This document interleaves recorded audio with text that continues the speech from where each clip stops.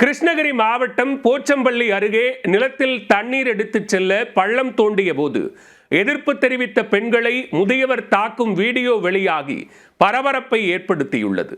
நிலத்தகராறு அடிதடியில் முடிந்தது ஏன்?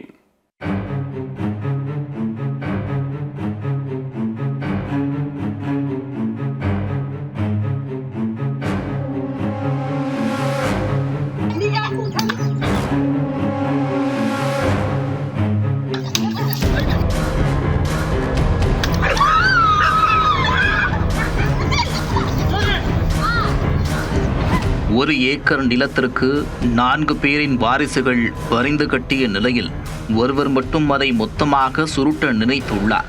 இதனை தட்டி கேட்க சென்ற பெண்களிடம் குழாய் பதிக்க வந்த முதியவர் கம்பு சுத்தி உள்ளார். நடந்தது என்ன?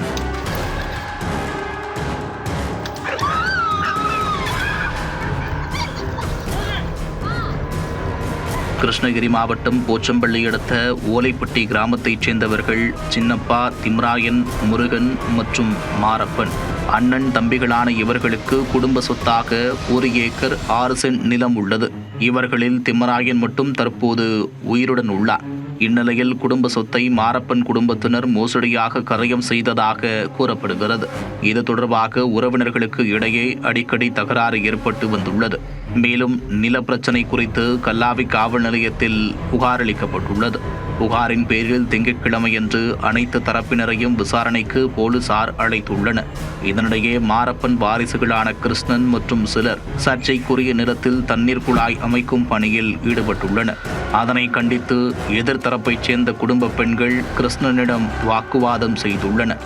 அப்போது முதியவர் கிருஷ்ணன் தகாத வார்த்தையால் பேசியதை பெண் ஒருவர் தனது செல்போனில் படம் பிடித்துள்ளார். அதனை கண்டு ஆத்திரமடைந்த முதியவர் பெண்களை கம்பால் பலமாக தாக்கியுள்ளார். தாக்குதலில் காயமடைந்த பெண்கள் போச்சம்பள்ளி அரசு மருத்துவமனையில் சிகிச்சைக்காக அனுமதிக்கப்பட்டனர். மேலும் பாதிக்கப்பட்டவர்கள் கொடுத்த புகாரின் பேரில் போலீசார் விசாரணை மேற்கொண்டு வருகின்றனர். குறிப்பாக முதியவர் தாக்கியதில் கர்ப்பமாக இருந்த கீர்த்தனாவுக்கு கருகலைப்பு ஏற்பட்டதாக கூறப்படுகிறது. இது தொடர்பாக கிருஷ்ணன் மீது உரிய நடவடிக்கை எடுக்க வேண்டும் என்றும் அவர்கள் கோரிக்கை விடுத்துள்ளனர். 1 ஏக்கர் நிலத்திற்கு உரிமை கொண்டாடிய தரப்பினர் பெண்களை தாக்கியதால் குடும்பத்திற்குள் குழப்பம் ஏற்பட்டுள்ளது. இது தொடர்பான பிரச்சினை காவல் நிலையம் வரை சென்ற நிலையில் இரு தரப்பினருக்கிடையே மோதல் வெடித்துள்ளது. போலீசார் விசாரணையில் சமரசம் ஏற்படுமா?